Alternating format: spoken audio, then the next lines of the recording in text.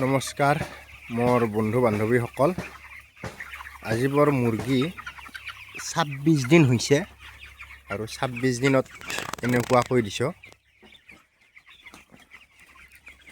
গোটেই ফাৰ্মখন বহলাই দিছোঁ আৰু এতিয়া বৰ্তমান গেছটো পুৰা পৰিমাণে নোহোৱা হৈ গৈছে আৰু এতিয়া এনেকৈ আছে। চাওক, অলপ ঠাণ্ডা দিছে যিহেতু অলপ মুৰ্গীবিলাক ওচৰ চাপি আছে, মুৰ্গী অলপ জুম বান্ধি আছে আৰু এতিয়া অলপ 10-12টা মানৰ পিছত চব ব্ৰইলাৰবিলাক পাতল হৈ থাকিব আৰু এতিয়া ঠাণ্ডাৰ কাৰণে যিহেতু ৰাতিপুৱাৰ সময়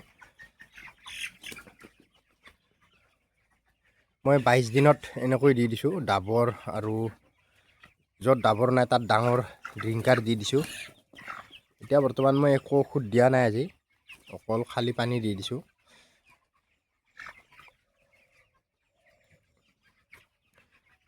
আজিৰ ভিডিঅ'টো কেনেকুৱা লাগিছে কমেণ্ট কৰি জনাব।